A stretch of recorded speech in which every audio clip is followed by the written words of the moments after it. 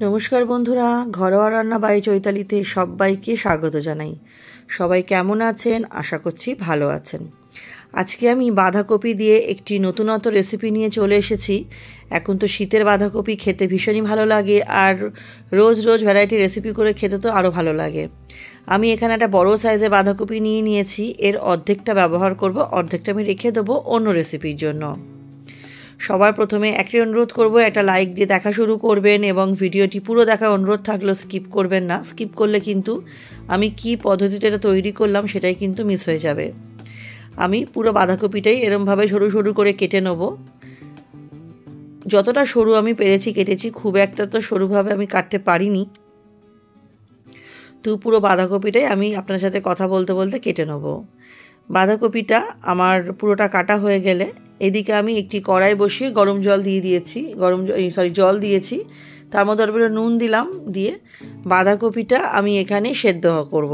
হালকা একটু ব্লাঞ্চ করে নেবো, একদম পুরো সেদ্ধ হয়ে যেন গলে না যায় সেদিকে লক্ষ্য রাখতে হবে। একটু খুন্তি দিয়ে নাড়াচাড়া করে নিয়ে হালকা একটু বাঁধাকপিটা সেদ্ধ করে নেব, যাতে যাদের গ্যাস অম্বলের ধাত আছে, বাঁধাকপিটা এরকম করে হালকা ভাপিয়ে খেলে কিন্তু গ্যাস অম্বলের সমস্যাটা থাকে না। মিনিট 3-4 মতো দেখুন আমি বাঁধাকপিটা ভাপিয়ে নিয়েছি। এবার বাঁধাকপির জলটা আমি ফেলে দেবো। ফেলে দিয়ে কড়াইটা বসিয়ে দিয়েছি। আবার বসিয়ে কড়াইয়ের মধ্যে অল্প একটু তেল দিয়ে নুন আর হলুদ দিয়ে দিলাম। দিয়ে আমি একটা আলু ডুমুডুমু করে কেটে রেখেছিলাম, সেটা আমি ভেজে নেবো। তার আগে একটু খুন্তি দিয়ে তেলটা কড়াইতে মাখিয়ে নিলাম। এবার আলুটা আমি একটু লালচে লালচে করে ভেজে নেবো। আর এদিকে একটা মশলা করি। তার জন্য একটা বাটিতে নিয়েছি 1 ইঞ্চি মতো আদা, নিয়ে নেবো 2 কাঁচা লঙ্কা। ঝালটা অবশ্যই আপনারা বুঝে খাবেন। আর দিয়েছি ছোটো চামচের 1 চামচ গোটা জিরে। আমার কাছে গোটা ধনেটা ছিল না, থাকলে আমি মশলার সাথেই বাটতাম, নেই বলে পরে গুঁড়ো ব্যবহার করব। আলুগুলো ভাজা হয়ে গেছে, আলুটা একটু সরিয়ে আমি গোটা সাদা জিরে ফোড়ন দিয়ে দিলাম। আর আলুগুলো তুলিনি, একসাথে সব করে নেব। আপনারা চাইলে তুলে পরে আবার মশলা কষিয়ে দিতেই পারেন, আমি একবারই করব। গোটা জিরাটা দিয়ে একটু জিরাটা ভালো মতো ভাজা ভাজা করে আলুর সাথে জিরাটা একটু নাড়িয়ে চাড়িয়ে নিচ্ছি। তারপরে আমি মশলাটা বেটে নিয়েছিলাম। দেখুন আলুটা এর থেকে বেশি ভাজা দরকার, তাহলে পুড়ে যাবে। এবার যে মশলাটা বেটে রেখেছিলাম সেই মশলাটার মধ্যে অল্প একটু জল দিয়ে ঘুলিয়ে সেই মশলাটা আমি দিয়ে দিয়েছি। মশলাটা দিয়ে একটু ভালো মতো আমাকে কষিয়ে নিতে হবে। দেখুন মশলাটা অনেকটাই কষে গেছে। এই পর্যায়ে আমি এর মধ্যে কিছু গুঁড়ো মশলা ব্যবহার করব। গুঁড়ো মশলার মধ্যে আমি দিচ্ছি কাশ্মীরি লঙ্কার গুঁড়ো ছোটো চামচের 1 চামচ, দিয়ে দেবো হচ্ছে ধনে গুঁড়ো। আমি আগেই বলেছি ধনে যেহেতু গোটা ছিল না বলে মশলার সাথে বাটিনি, পরে গুঁড়ো ব্যবহার করব, তাই ধনে গুঁড়োও দিলাম হচ্ছে আমি ছোটো চামচের 1 চামচ। দিয়ে দেবো হচ্ছে হলুদও ছোটো চামচের 1 চামচ দিয়েছি। আর দেবো হচ্ছে স্বাদ অনুযায়ী নুন। দিয়ে খুব ভালো মতো মশলাটা আমাকে কষিয়ে নিতে হবে। কষাতে লক্ষ্য রাখতে হবে যাতে মশলাটা কোনোভাবেই নিচে পুড়ে না যায় বা নিচে ধরে না যায়। তার জন্য আমাকে কন্টিনিউয়াসলি মশলাটা কষাতে হবে।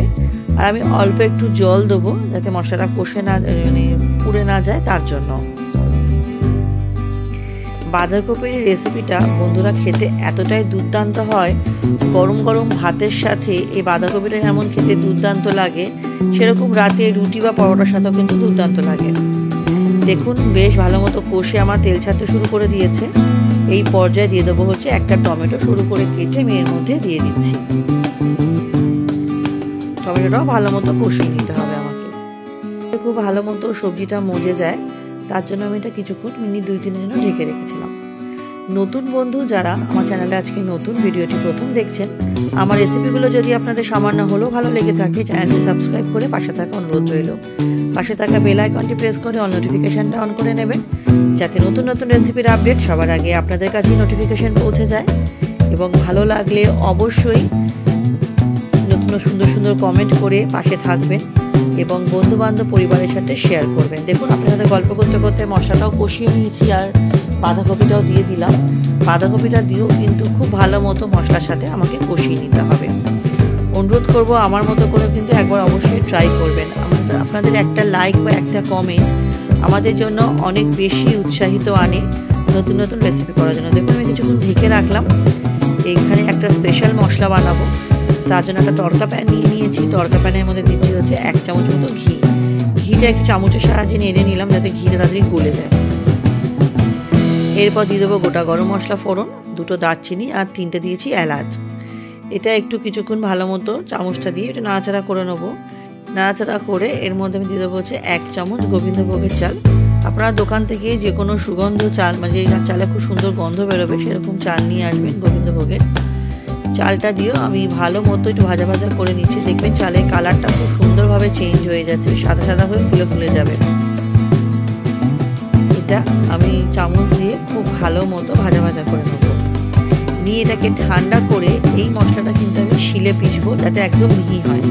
আর এদিকে দেখুন বাঁধাকপিটা আমি কষাবার জন্য ঢেকে রেখেছিলাম, অল্প কষেছে। আমি ঢাকনাটা খুলে আরও কিছুক্ষণ নাড়াচাড়া করে কষিয়ে নেবো। মিনিট 5 আমি হাই ফ্লেমে এটাকে কষিয়েছি, কারণ যখন আমি এই ফ্লেমটা লো টু মিডিয়াম করবো তখনই কিন্তু জল ছাড়তে শুরু করবো। তারপর লো টু মিডিয়াম করে ঢেকে দেবো মিনিট 5 জন্য। দেখুন মিনিট 5 পর বাঁধাকপি থেকে সুন্দর জল ছাড়তে শুরু করেছে। এতে আমার বাঁধাকপিটা সেদ্ধ হয়ে গেছে। সেদ্ধ তো আগে থেকে ব্লাঞ্চ করা ছিল, আর বাকিটা এতেই হয়ে যাবে, আলুটাও। এই পর্যায়ে আমি যে গোবিন্দভোগ চাল আর গরম মশলা বেটে রেখেছিলাম সেটা দিয়ে দেবো। সেটা দিয়েও কিন্তু খুব ভালো মতো আমাকে মিশিয়ে নিতে হবে। খুব এর মধ্যে বাটিটার মধ্যে যেটুকু মশলা ছিল ধুয়ে আমি অল্প একটু জল দিয়ে দিলাম। সুন্দরভাবে আমি খুন্তির সাহায্যে এটা মিশিয়ে নিচ্ছি। দেখে নিলাম আলুটাও আমার বেশ সুন্দরভাবে সেদ্ধ হয়ে গেছে। এবার আমি 2টো মতো কাঁচা লঙ্কা দিয়ে দিলাম। আবারও বলছি, ঝালটা অবশ্যই আপনারা যেরকম খেতে পছন্দ করেন সেরকম অনুযায়ী দেবেন। এই বাঁধাকপিটা একটু ঝাল ঝাল খেতে ভালো লাগে, তাই আমি একটু ঝাল ঝাল করেই বানাতে চাইছি। সেই জন্য আমি আবারও 2টো পরে কাঁচা লঙ্কা দিলাম। দিয়ে ভালো মতো এটাকে আমাকে কষিয়ে নিতে হবে, একটু সময় নিয়ে কষাতে হবে। কিছুক্ষণের জন্য আমি ঢেকে রাখবো এটাকে, যাতে ভালো মতো মজে যায়। দেখুন মিনিট 4 মতো ঢেকে রেখেছিলাম। মিনিট 4 পর দেখুন খুব সুন্দরভাবে আমার বাঁধাকপিটা কিন্তু কষে গেছে। এই পর্যায়ে আমি দেবো হচ্ছে বেশ অনেকটা ধনেপাতা। এখন শীতের ধনেপাতা খেতে তো ভালোই লাগে সমস্ত সবজিতে। ধনেপাতাটা দিয়ে খুব ভালো মতো কিন্তু আমাকে বাঁধাকপিটা মিশিয়ে নিতে হবে, তাহলেই আমার রেসিপিটা রেডি হয়ে যাবে। আর লাস্টে দেবো হচ্ছে এর মধ্যে ঘি। আর আমি এর মধ্যে চিনি দিয়েছিলাম ছোটো চামচের 1/2 চামচ মতো, কারণ নিরামিষ রান্নায় একটু চিনি না দিলে ভালো লাগে না। চিনিটা দেওয়ার সময় ভিডিওটা অফ হয়ে গেছিলো, আপনারা কিন্তু চিনি দিয়ে নেবেন। যদি মনে করেন চিনি পছন্দ না তাহলে স্কিপ করে যাবেন, কিন্তু আমি একটু নিরামিষ রান্নায় চিনিটা দেওয়াটা পছন্দ করি। দিয়ে দিলাম হচ্ছে অল্প একটু ঘি, দিয়ে আরটু কিছুক্ষণ নাড়াচাড়া করলে রেডি হয়ে যাবে গরম গরম পরিবেশন করার জন্য।